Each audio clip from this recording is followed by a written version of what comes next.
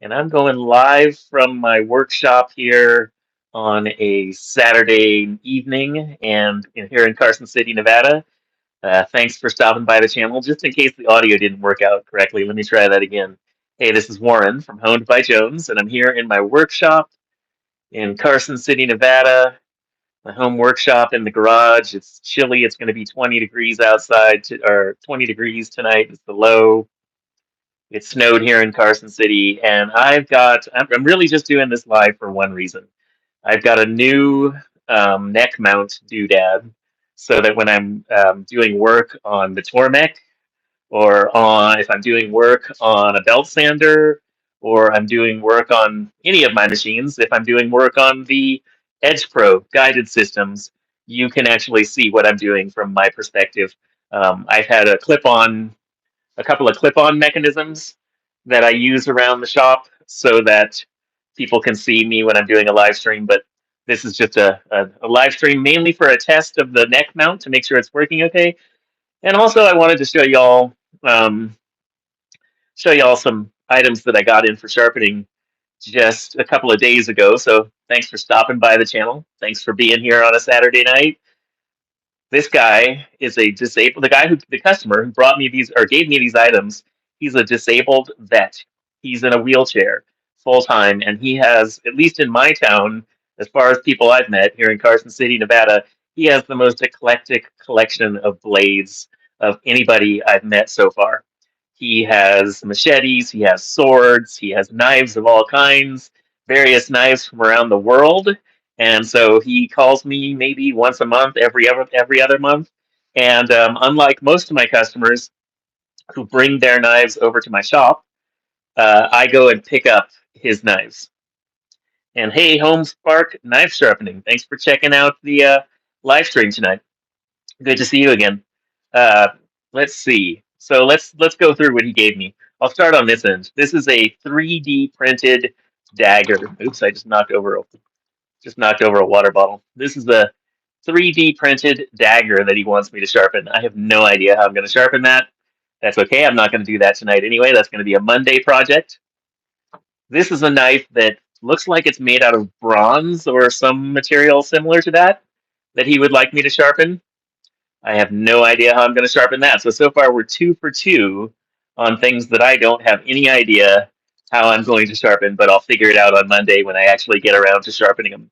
So if anyone's ever sharpened a knife made out of a material like this before, please let me know in the comments down below how you sharpened it. We'll figure that out. Like I said, this is a 3D printed dagger that I'm also going to sharpen for him. I'm not sure how I'm going to do that. My current theory with both of these things is to start out with belts that I have that I don't ever use, and try out starting to sharpen on those because I don't want to mess up my good belts on something when I don't know how it's going to work out. The next two items that this customer gave me, are pretty straightforward and standard. They're two machetes. He said they're super inexpensive machetes. These guys I could sharpen a myriad of ways. I could do them on my Kalamazoo 1x42s freehand or on the angle guide. I could do them on the Tormek freehand. I could also use my band file. So oftentimes with machetes, um, and excuse me, I'm still getting used to it. Like I said, this is my first time using this neck mount. Somebody let me know, is the neck mount working okay? Is the volume of my voice sounding okay? I got one looks good here, so I'm assuming that means that the picture looks okay. But this is a band file, so I may use that to sharpen the machetes. If I do, I will clamp the machete into this clamp, or I also have, I don't know if you guys have ever seen them before, but I have a guitar maker's clamp, which is a really big clamp for guitar makers, just like the name sounds. I just called this a clamp, and I called it a guitar maker's clamp. This is a vise, and I have a guitar maker's vise down here that I have to bring up and mount on my workbench when I want to use it. And like the name implies, it is a vise for holding a guitar, but particularly the neck of a guitar. It's all good. Thank you, HomeSpark, for letting me know. So the guitar maker's vise holds the neck of a guitar. But one of the cool things about a guitar maker's vise is that both of the vise heads rotate independently 360 degrees. So even if you have something, even if you have a handle or something that's shaped in a kind of a funky way, you can still clamp it easily into the guitar maker's vise. I'll show that in a later video. I just rearranged my whole shop. So once I get that guitar maker's vise set up in its permanent location, I'll show you guys how it works. It's pretty great. So the next two items I got to sharpen for him are um, these two very inexpensive machetes. Okay, so let me move those guys out of the way. Put them on the other side of the Tormek here just for now, because the last thing that I have to sharpen gets a little bit more interesting. Hey, the knife guy, Vinny from Reno. How you doing, man? Thanks for joining on the what is so um this is a machete that I've never worked on before, and it's long. It's wider at the distal end of the machete, and not only that, he wants me to cut a new, um, like shape into the end of the machete.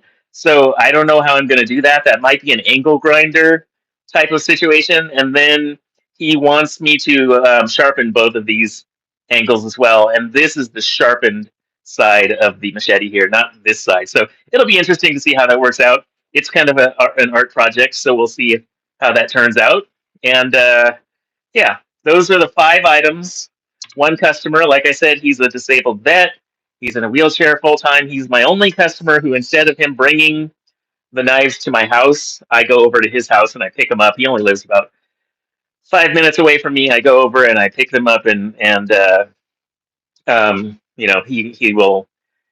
He's happy that I grab his stuff for him, bring it back to my workshop, sharpen it, and then take it back to his house when I'm all done. He usually gives me plenty of time. He'll say however long it takes you to get him done is no problem, because he's really a knife collector and a general blade collector, more so than he is. He doesn't use a lot of these things. He's just collected knives and various blades for years. Like I said, from all around the world. So I thought, while I was here and I'm testing out this new neck mount, I thought I would do a shop tour, because why not? Because this is probably the best view to do it from. So this is my Tormek T8 sharpener. The things I've changed on well, I didn't really change anything. It came with no. I bought the model that came with no wheel, and originally I bought 2 CBN wheels. I did not like using the CBN wheels, so eventually I swapped them out for the original grindstone, which I really enjoy sharpening on, and I use all the time now. I've got the extended bar on the Tormek, and I have both set kinds of angle guides. I have let's see if I can reach it here. I have the original angle guide, and then I have where is it? The new KS123 angle guide. I use that as well. I have various other jigs for the Tormek. So let's cover that guy back up. Because I live in northern Nevada, because it's going to get down to 20 degrees tonight, I keep my original grindstone um, covered at all times. Someone just asked, what's a more affordable blade sharpener than the Tormek? I'm not being sarcastic when I say just about anything. You could get a Edge Pro Apex sharpener. This one looks a little different because I custom mounted it. That's going to be less expensive. You could buy a Buck Tool 1x30 combo belt sander bench grinder. That's going to be less expensive. There's a lot of less expensive different machines you can use for sharpening blades out there. Let's get back to the shop tour. So um, we've got the Tormek T8 here. That's one of my primary sharpeners. I have a big workbench. I have this vise here that I think this is the central machinery vise from Harbor Freight. The thing I like about it is that it rotates in all kinds of different directions. So it does that. And obviously the jaws open and close, and it turns. And I like the fact that I can clamp all sorts of different stuff in there. I added some leather to the inside of the jaws, so they're soft jaws now. Got another vise, standard vise back here, small vise that I got to figure out where I can mount it. Big workbench area here. And then down at the end is where I store my Edge Pro machines. So these are both Non-powered guided machines by Edge Pro Inc. Edge Pro is out of the Northwest. I forget the exact city, but I've been using their sharpeners for years. I really love them. I use the Bevel Tech. The scissor sharpening attachment lives on the Bevel Tech. I use this machine primarily for scissors, salon shears, barbershop shears, animal grooming shears. Most of them go on that machine. That's the Bevel Tech with the scissor sharpening attachment. I also have a very old Edge Pro Apex. I don't know how many years I've had this machine, and like I said, I mounted it on this board years ago, and it's been through heck and back, and that machine has sharpened a whole bunch of knives. I use diamond stones. I think they're called Ruxin Pro or Ruxin Pro that I get off of Amazon. Those are the diamond stones that I typically use with these two machines. Okay, shop tour continuing. And once again, this is Warren from Honed by Jones in Carson City, Nevada. Thanks for stopping in. One of my favorite things in the shop is not this Burt's Bees hand salve. It is this magnifying lamp. So a lot of sharpeners will suggest that in this day and age will suggest that you get a digital microscope, which I think is a great idea. But if you don't have the funds to get a digital microscope, at the very least, get yourself a magnifying lamp because they are very inexpensive off of Amazon. And if you need to see the edge of a blade, let me actually get a blade out of my pocket instead of showing you that screwdriver. If you need to actually see the edge of a blade, like this is my Rat Model 2, if I want to look at details close up, I can see much better through the magnifying lamp than just trying to do it with the naked eye. So I use this thing all the time. It was very inexpensive. I think I paid $20, $25, $30 for it off of Amazon. And that has been a very, very helpful item to have in the workshop. If you can afford a digital microscope, I'll probably get one next year. In 2025, I'll probably end up grabbing a digital microscope. But if you want to start out with something, magnifying lamp is great. Okay, we swing around in the workshop tour to the whetstone home. This is where my whetstone setup lives. Let's see if I can bend down here.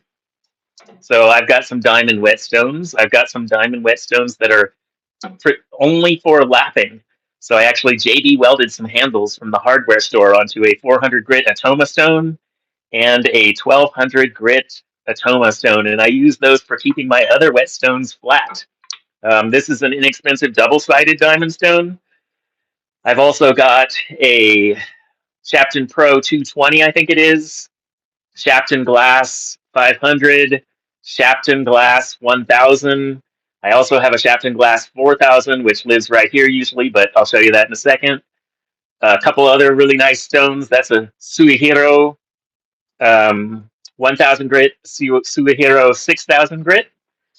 And then when we go down low in the very lowest drawer in the shop tour, that's the Shapton Glass 4000 down there. My little tray that I work on when I'm actually doing whetstone sharpening. I pulled this up. I put it on my workbench that I was showing you earlier over here. And then my stones are just right next to it in this drawer right here, so I can reach and grab whatever stone I need.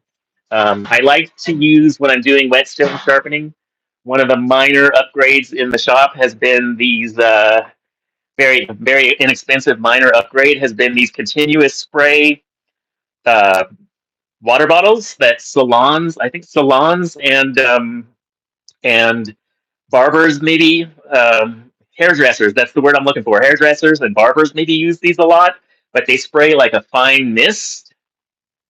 Oh, well, oh, you know what? That's a brand new one that I never used before. That's why it wasn't spraying. So they spray a fine mist and a continual spray. Love that. I used to always use these big water bottles like this in my shop, but the continuous mist small water bottles, big upgrade. Keeps my shop floor way cleaner. When I was using the big water bottles, I would always end up with a mess on the floor. Okay, more in the shop tour. Plastic bins from the dollar store. These are, it's actually the $1.25 store now, it seems like. These are $1.25 a piece. I usually have about a half a dozen to 10 of them laying around my shop. This is the front door. This is the door of the garage. And so customers walk up here and I greet them here. And then I drop their stuff into one of these bins and then it goes through the process.